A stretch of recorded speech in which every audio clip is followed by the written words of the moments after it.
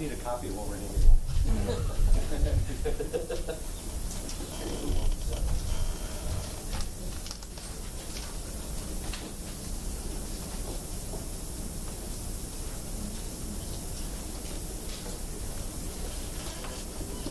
This is, for those of you who don't know, who I think you probably all know, this is Brian Wheeler from Charlottesville tomorrow, and we're going to talk a little bit about some of the crowdfunding efforts that we've undertaken over the past several years. And you were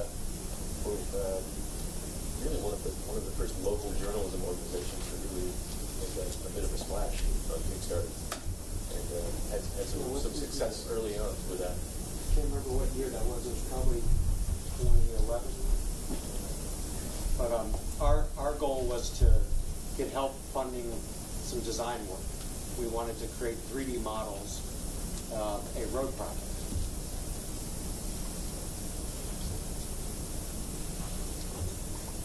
I need help in other ways too.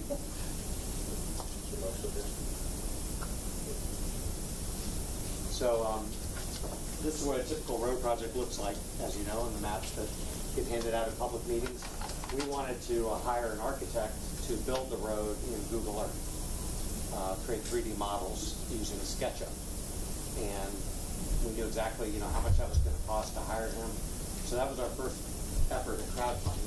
It was a project that was, supplemental to the reporting that we were doing, and going to be a lot of value added for our readers.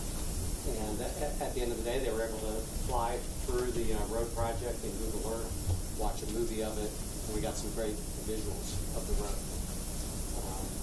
Interestingly, the Virginia Department of Transportation also benefited from the designs because they were better pictures than what they had for this road project. So they were used in Richmond at the capital for the Commonwealth Transportation Board as well. And how many people took part in your efforts in this Kickstarter? Look at mine. So on that one, we had about 74 people, and they pledged about $7,000 for that project. And what we tried to do is highlight a few of the things that are 13 tips for Kickstarter based on our experience. Or all crowdfunding, I think. Yeah. Have you done anything outside of Kickstarter? We've only done Kickstarter, and we're doing our third one right now. We have one that is active. For TucsonSentinel.com, we did one Kickstarter, which was very, very successful. We did put quite a bit of work into making it as successful as it was. We have a project underway to take a photo from, at least one photo from every mile of the Arizona-Mexico border, which is some 370 miles of, in some places, some pretty remote, desolate areas. And we had a goal of $5,000, and we ended up getting $15,000. So that was quite successful.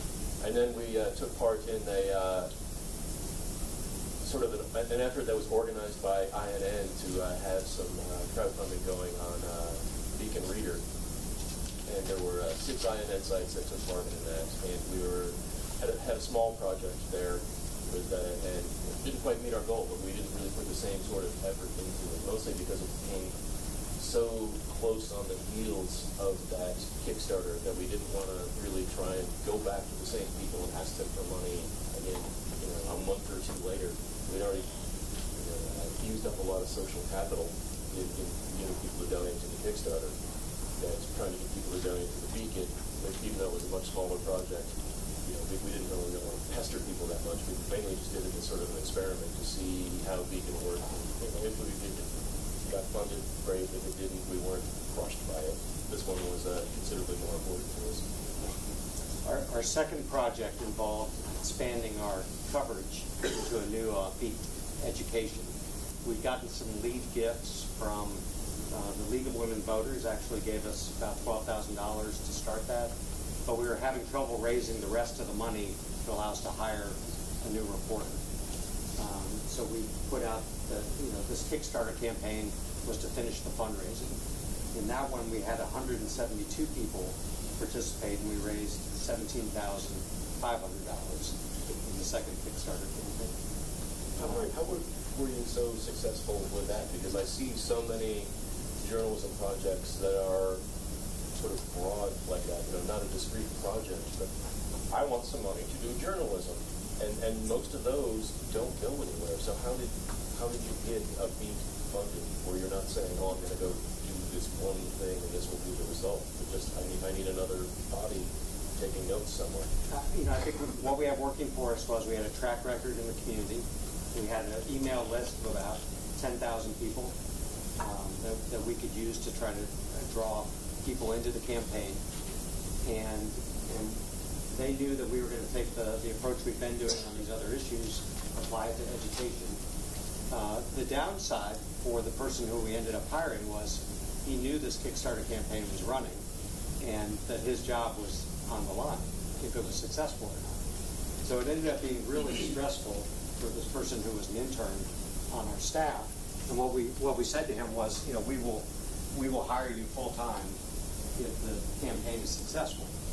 So a lot of his family contributed, which was good for us. You've got to use every lever you can. But it was way too much stress. So one of the tips on here is don't put somebody's job in the balance if they've been identified. I wouldn't do that again.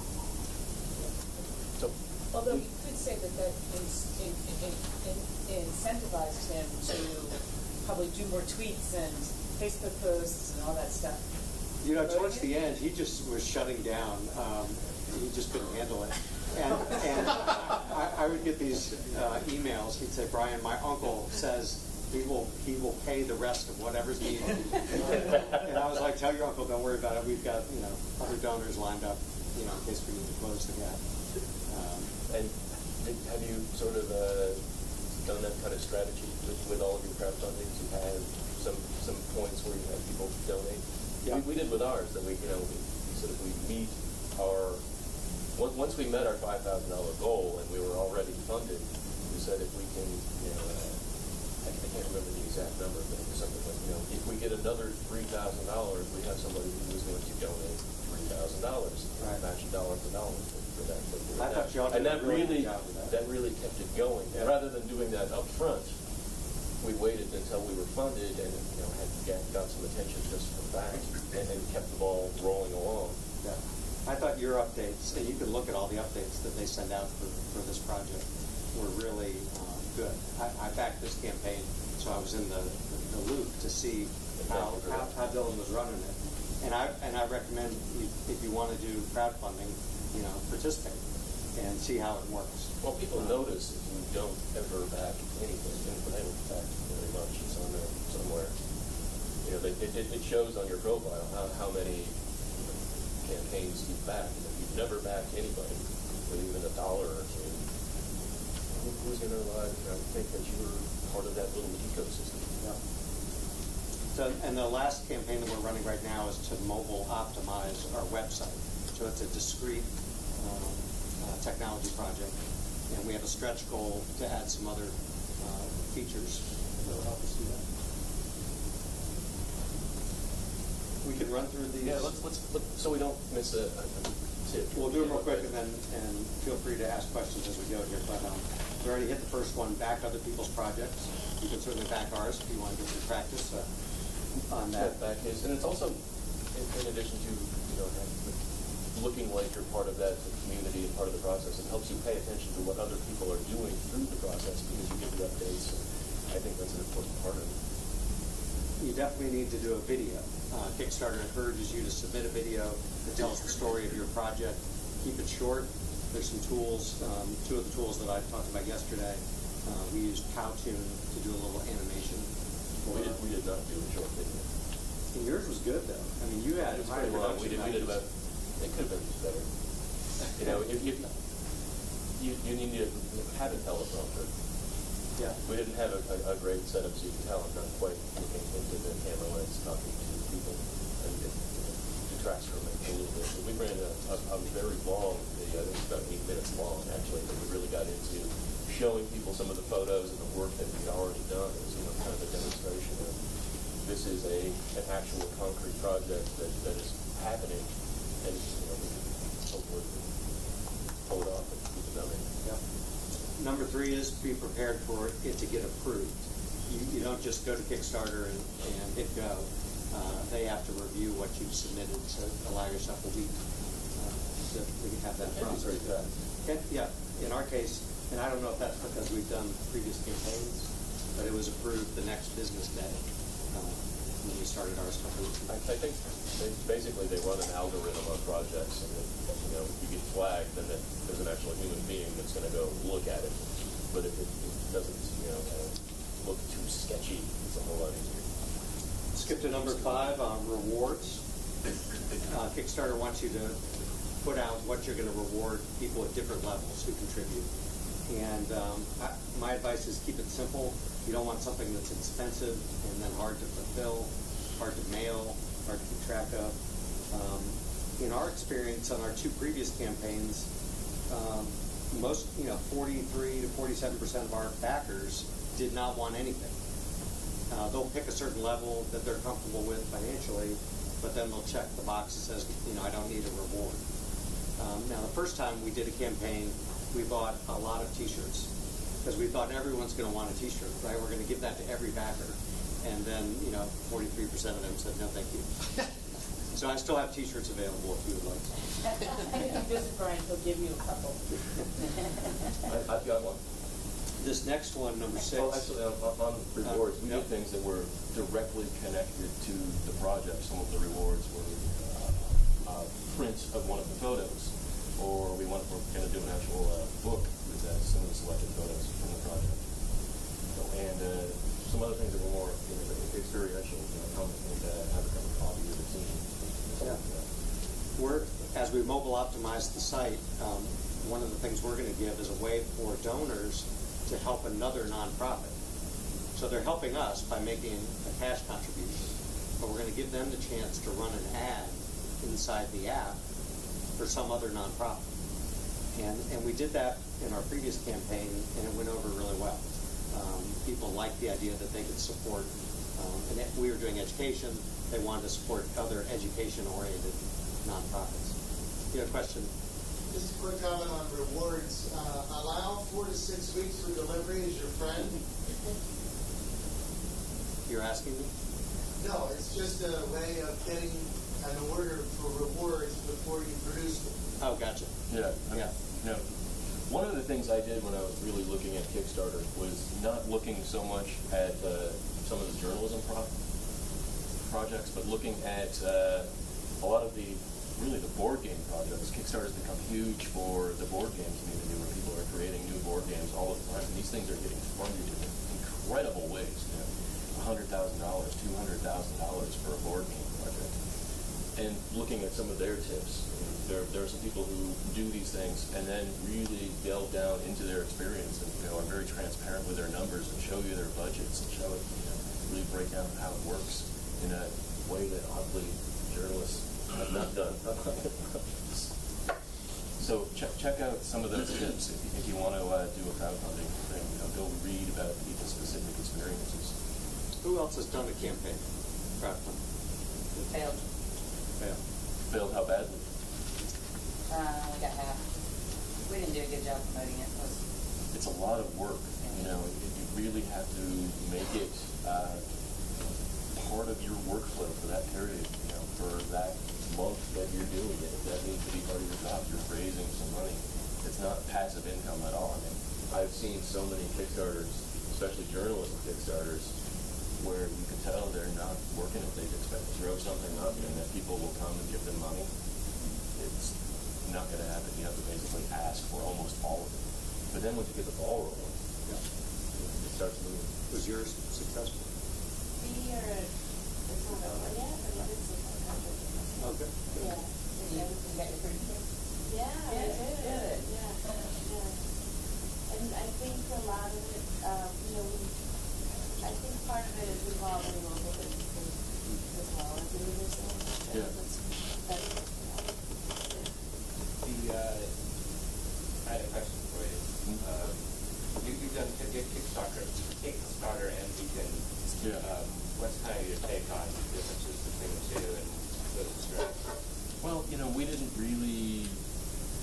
probably put a lot of effort into promoting the Beacon project. So, you know, it may have gone much better if we would have put a lot more into it. I think Kickstarter lended itself, once we, you know, hit a certain point and had some momentum, to having more random people from around the world run across us. You know, we had, you know, donations from all over the world because we ended up, you know, oddly, being featured on the front page of Kickstarter got us like almost nothing. We got like $20 for having that spot. But, you know, we were the journalism project of the day, and that got us some, you know, some attention. And one of the interesting things is the staff at Kickstarter has, it seems to me, they're like almost required to donate to projects and, you know, just be involved and go hunt down for little things. So we had a number of Kickstarter staffers donate to us. It's not working. We only have 2 wireless, unfortunately. So pipe up if you have a question. Just wanted to make a suggestion. If you're going to do merchandise as a reward for anything, don't put the year on it. If it is related to a specific event, like a big deal event, like, you know, CP News Junkie annual roast 2014 to do it. But if it's just your brand, you're going to end up sitting on a case, like one last case of 2014 mugs. You know, you're got to give them away. If you run for office, don't put the year on your yard sign either. That's right. Let's jump down to number 8, gifts outside the campaign. Some people just don't want to deal with Kickstarter. They don't want to deal with some online merchants. So they would rather just write you a check or hand you cash. And my attitude is just take it and say thank you. And don't worry about keeping track of it. Don't be a downer and say, oh, this won't help with the campaign. Just say thank you so much and move on. We include in our total for the Kickstarter some, basically almost a couple $1,000 that came in outside of the Kickstarter system, even though it was prompted for that. It was for the project. There were people who, you know, would donate through their donor-directed fund at a family foundation who, you know, wanted to give us $1,000 for it, but they can't do it through Kickstarter. Yeah. So, it's good if you can get some people on standby that can help you out as you near the finish line. You don't want to take any chance that you're not going to be successful if you're close. So get some people lined up that you know can make a major gift. yeah, you don't want to fall $50 short or something like that, especially if you put a ton of work into it. Multiple gifts is something we see. People will make one gift to sort of see, you know, do a test, and they want to help you a little bit. And then, you know, as they read the updates, and Dylan's were really effective, that you'll find that they may give more. They get more excited about the project, especially as they see the progress meter moving. They want to help out. And you had some challenge gifts as well that helped. Yeah, the challenge gifts did, and we did have people who, you know, donated $1 or $5 initially, and then as things went along, you know, through that month, would, you know, up it a little bit, and especially I think right when we were at the point where I think we were funded within about the first week, maybe it was 2 weeks, to actually get over, you know, finally over the top. But we had, you know, sent out an appeal when one of the updates was, you know, help us bump over the top. You know, if you were already interested, maybe you want to invest a little bit more in this and make sure it happens. Let me show you the graph of the money coming in, because the next one is you just have to prepare for this anxiety.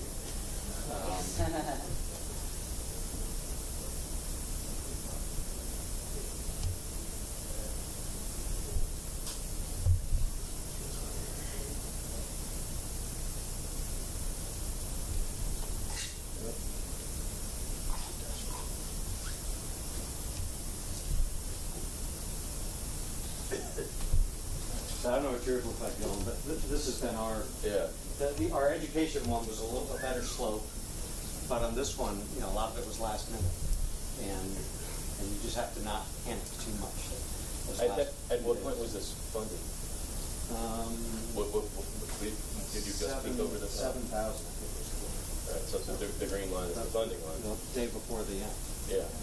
Wow. And that's very standard, you know, across all the platforms, on Beacon, on Kickstarter, that there's the middle 2-week trough. Yeah. That's So don't get bummed in here. Just keep working. Keep on it. Yeah. And we had pretty much the same sort of looking graph. You know, we got funded pretty rapidly, and then, you know, went up just a little bit, and then, you know, a nice peak at the end was that people were like, you know, even once you're funded, you can still keep working it. You know, if you are fortunate enough to, you know, get funded early in it, you can keep working it and you know, encourage more people to be a part of it. And some people want to be involved in something that's successful. They know it's already going to happen, so they might jump aboard just because of that. Whereas if you were still not funded, they might not want to be, you know, that might not be the social cue that makes them jump aboard. So, were these your campaigns, like 30-day campaigns then? Yeah. I think we did a month for ours. Yeah. Is there any value then to condensing it to a shorter time period if it's? Well, that's pretty risky. I mean, you want to give yourself enough time that you can, you know, contact all those people. And, you know, that's really what that trough in the middle is. That, you know, someone, you know, plateauing. You're actually doing a lot of work in those middle 2 weeks. Yeah. You're building the momentum so that you can actually get that spike at the end. So I actually think you need all 4 weeks.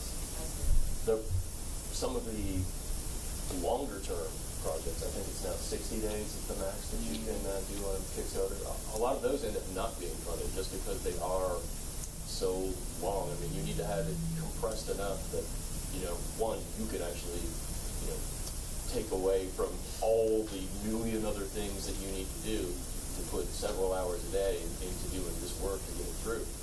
So you know, We're a nonprofit, so we're trying to do our campaign during a time of the year when we're not doing our fund drive as well. So we're trying to separate those two fundraising activities, which leads me to number 12, which is, you know, you can treat these as charitable gifts if you're a nonprofit, but the onus is on you to send out the letter and communicate that to the donor. You've got to subtract out the value of any, you know, product that you're giving. all the teachers. Which now I think are free. And then the last thing is, you know, you're recruiting new people who are going to be fans of your organization. So you need to get them on your email list and keep in touch with them and get them plugged into everything that you're doing so that they will come back and support you in the future, whether that's membership, subscribers, or future vendors. How often can you return to your community for the campaign? You don't want to, you know, hit them up too often. We did, I think this one was 2011. We did 2011, we did 2012, we did, and then we skipped a year, and now we're coming back. So this is our third one in 4 years. And just like with any other sort of fundraising, you know, there's only so much that you can expect people to participate. And even though you are, with a lot of things, you know, offering something very small and discreet and, you know, that somebody can identify with, it's not just a broad fundraising campaign. It's still, you know, people get tired of giving to things after a while. You don't want to have that sort of burnout. I wonder if there are certain kinds of projects that lend themselves to these kinds of happenings, and also if there's a risk of conflict of interest. Maybe you want to investigate the corruption in your town, and suddenly the mayor is giving 90% of your goal for funding, and Right. how do you get around it? Well, I think that's true with any of the work that we're doing, that you have to be careful of those things. I returned a gift yesterday to a donor because he's on the ballot to be elected, and we're covering his campaign. So I sent him a note and said, thank you so much for supporting us. I need you to withdraw your pledge on Kickstarter because, you know, here's our policy. We don't take money from the candidate. I'll take their money. But I want the other guy's money too. What's that? You take ads? We don't. It's a non-profits. It's very, very sketchy for us to take political advertising. Although things are loosening up a little bit with a couple of recent decisions, and we might be able to be a little bit more flexible. But I think as a matter of just our appearance in the community, we're not in that kind of place that a lot of commercial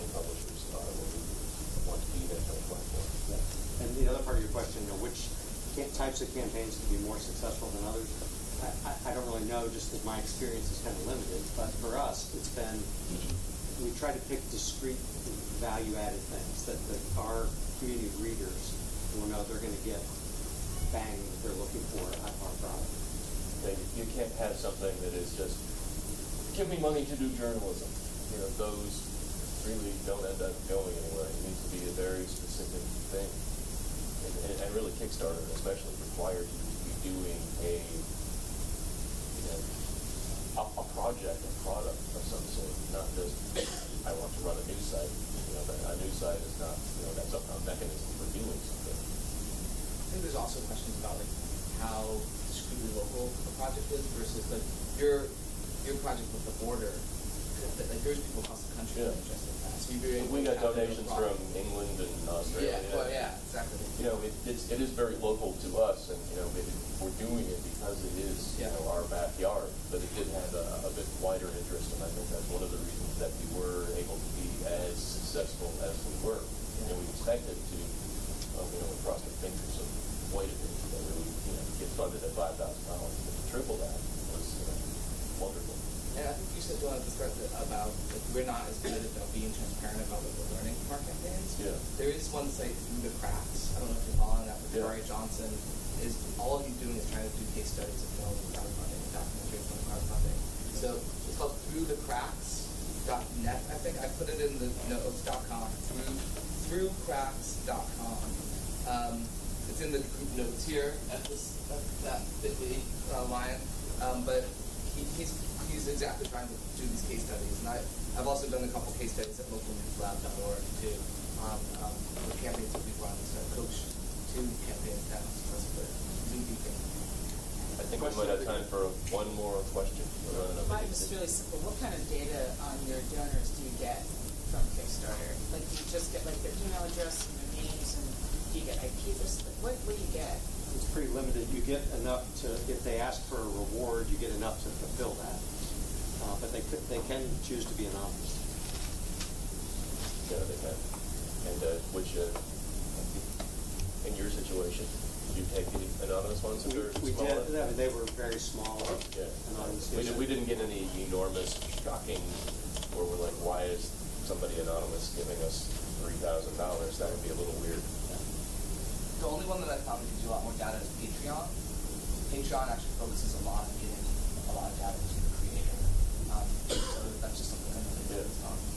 And you can do, once you're funded, you can do one survey, which is generally, what size T-shirt do you want? But you might be able to ask some other sort of questions of people. Who knows whether they would answer or not. I mean, what we try to do, if I get a name, I try to match it to our database of voters. We have access to the voting, the registration list. So then I get their address, and then they get the fund drive letter in November.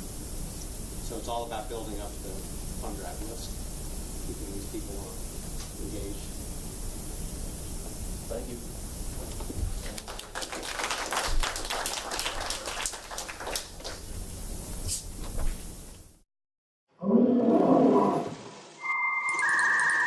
Thank you.